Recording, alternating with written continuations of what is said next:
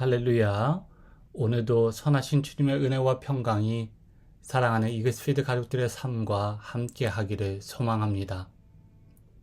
한 해가 절반에 이른 7월이 시작되었습니다.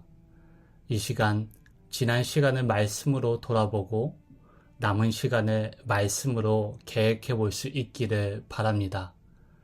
2024년 7월 2일 화요일 아침입니다. 오늘 함께 나눌 하나님의 말씀은 구약성경 예레미야 26장 16절에서 24절까지의 말씀입니다. 고관들과 모든 백성이 제사장들과 선지자들에게 이르되 이 사람이 우리 하나님 여호와의 이름으로 우리에게 말하였으니 죽일 만한 이유가 없느니라. 그러자 그 지방의 장로 중 몇 사람이 일어나 백성의 온 회중에게 말하여 이르기를 유다의 왕 히스기야 시대에 모레셋 사람 미가가 유다의 모든 백성에게 예언하여 이르되 만군의 여호와께서 이와 같이 말씀하셨느니라. 시온은 밭같이 경작지가 될 것이며 예루살렘은 돌 무더기가 되며 이 성전의 산은 산당의 숲과 같이 되리라 하였으나 유대의 왕 히스기야와 모든 유다가 그를 죽였느냐? 히스기야가 여호와를 두려워하여 여호와께 간구하매 여호와께서 그들에게 선언한 재앙에 대하여 뜻을 돌이키지 아니하셨느냐? 우리가 이같이 하면 우리의 생명을 스스로 심히 해롭게 하는 것이니라. 또 여호와의 이름으로 예언한 사람이 있었는데 곧 기랏 여아림 스마야의 아들 우리야라. 그가 예레미야의 모든 말과 같이 이 성과 이 땅에 경고하여 예언하며 여호야김 왕과 그의 모든 용사와 모든 고관이 그의 말을 듣고서 왕이 그를 죽이려 하며 우리야가 그 말을 듣고 두려워 애굽으로 도망하여 간지라. 여호야김 왕이 사람을 애굽으로 보내되 곧 악볼의 아들 엘라단과 몇 사람을 함께 애굽으로 보냈더니 그들이 우리야를 애굽에서 연행하여 여호야김 왕에게로 그를 데려오매 왕이 칼로 그를 죽이고 그의 시체를 평민의 묘지에 던지게 하니라. 사반의 아들 아히감의 손이 예레미야를 도와주어 그를 백성의 손에 내어주지 아니하여 죽이지 못하게 하니라. 아멘. 구약성경 예레미야 말씀을 함께 묵상하고 있습니다. 구약학자인 버나드 앤더슨은 예레미야서를 크게 네 부분으로 나눌 수 있다고 말합니다. 첫 번째 부분은 예레미야가 활동 후반기에 선포하였던 예언의 내용으로 구성되어 있는 1장부터 25장까지의 말씀입니다. 그리고 두 번째 부분은 예레미야의 전기적인 이야기와 그 이야기 사이 곳곳에 등장하는 예언자들의 설교가 등장하는 26장에서 45장까지입니다. 그리고 세 번째 부분은 46장에서 51장까지 이어지는 부분으로 중심 주제는 이스라엘을 넘어 열방을 심판하시는 하나님에 대한 내용을 담고 있습니다. 그리고 예레미야 52장에 등장하는 마지막 부분은 예루살렘의 멸망을 예언하는 예레미야의 모습으로 끝을 맺습니다. 이 예레미야 시대의 역사적인 배경을 좀 더 이해하기 원하시는 분은 구약성경 열왕기하 24장에서 25장 그리고 역대하 36장을 참고하시기를 바랍니다. 월요일부터 살펴보고 있는 예레미야 26장은 두 번째 부분을 시작하는 본문으로 예레미야를 두고 벌어지는 재판에 관한 내용을 우리에게 들려줍니다. 먼저 예레미야는 하나님의 말씀을 가감없이 전했습니다.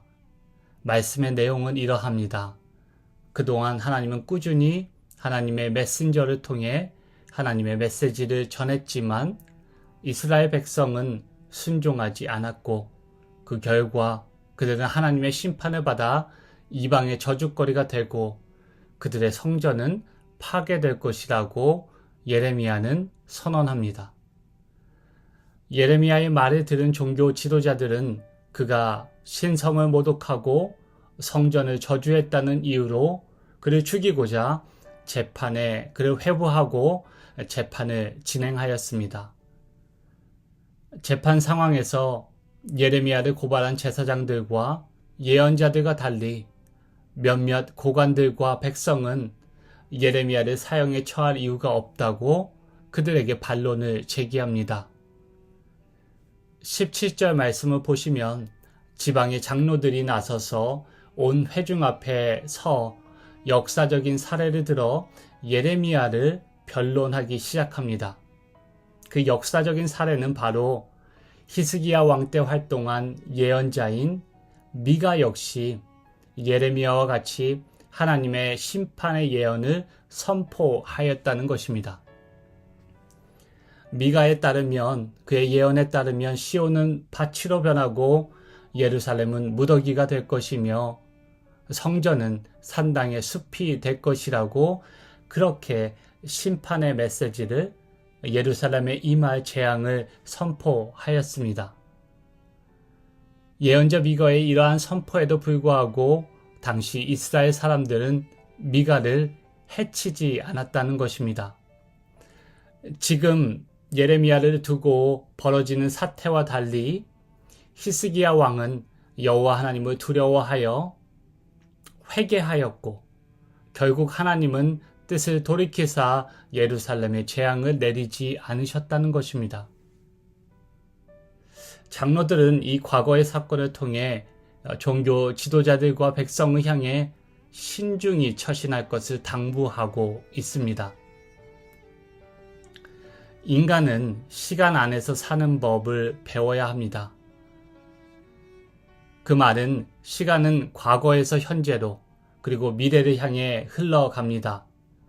하지만 과거, 현재, 미래는 서로 겹쳐져 존재합니다. 이를 시간의 중첩성이라고도 합니다. 과거에 현재와 미래가 담겨 있고 현재는 과거를 품고 있고 미래는 또 이미 현재 속에 들어와 있기도 합니다. 우리는 이미 통과한 과거의 시간을 온통 팽개친 채 앞으로 가는 것이 아닙니다. 한 학자의 말을 인용하자면 현재는 과거를 간직한 채 구르듯이 미래를 향해 나아간다고 합니다. 예레미야보다 약 100년 앞선 미가의 예언대로 예루살렘은 그의 생전에 파괴되지 않았고 성전은 무너지지 않았습니다. 그렇다면 그는 거짓 예언자로 응당 벌을 받아 마땅하지 않을까요? 하지만 그의 예언은 히스기야 왕의 시대가 아닌 시드기야 왕이 재위하는 동안 이루어졌습니다. 미가는 이로써 진실된 선지자였고 그의 예언은 그의 말처럼 성취되었습니다. 그리고 지금도 미가와 예레미야의 예언은 수천 년 떨어진 시간에 사는 우리에게도 동시대적인 함의를 지니고 있습니다. 독일의 종교개혁자이자 인문학자였던 필립 멜란히토는 역사를 이해하지 못한 사람은 영원히 유아기에 머물게 된다고 말한 바가 있습니다. 역사를 이해하지 못한 사람은 영원히 어린 시절에 머물고 있다고 말하였습니다. 지금 예레미야 앞에서 그를 고발하고 있는 종교 지도자들과 백성들은 역사에 대한 무지로 유아기 상태에 머물고 있었던 반면에 고관들과 장로들은 시간의 중첩성을 깨닫고 역사를 바로 이해하고 있는 성숙한 사람들이라고 말할 수 있겠습니다.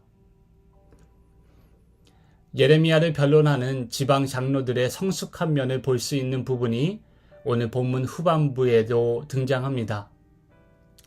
그들은 미가와 히스기야 왕의 사례와 반대되는 사례도 제시하고 있습니다. 스마야의 아들 우리야도 예레미야와 동일한 메시지로 예루살렘 성과 그 땅에 임할 하나님의 심판을 경고한 바가 있습니다. 이를 들은 여호야김 왕은 그를 즉시 죽이려 하였습니다. 애굽으로 도피하였지만 우리아는 결국 애굽까지 쫓아온 왕의 사람들에 의해 송환되어 처형당하는 운명에 처하게 됩니다. 오늘 본문 24절은 우리아와 같이 신성모독과 성전을 위협한다는 죄명으로, 잘못된 죄명으로 사형에 처하게 될 위기에 빠진 예레미야를 하나님께서 사반의 아들 아히감의 손을 통해 구원하시는 모습으로 마무리합니다. 오늘 말씀을 통해서 과거란 우리가 남기고 떠난 것이 아니라 우리가 지니고 떠나야 할 것임을 다시 한번 돌아보게 됩니다. 한 해의 절반이 지났습니다. 때를 따라 내려주시는 이른 비와 늦은 비의 은혜로 하나님의 손이 우리를 이곳까지 이끄셨습니다. 지나온 시절 우리에게 은총을 주신 이유는 단순히 우리가 과거의 낭만을 회상하는 것에 그치는 것이 아니라, 과거에 붙들려 살라는 것이 아니라 신실하신 하나님의 손에 오늘도 응답하며 살아가라는 하나님의 요청임을 잊지 않기를 바랍니다.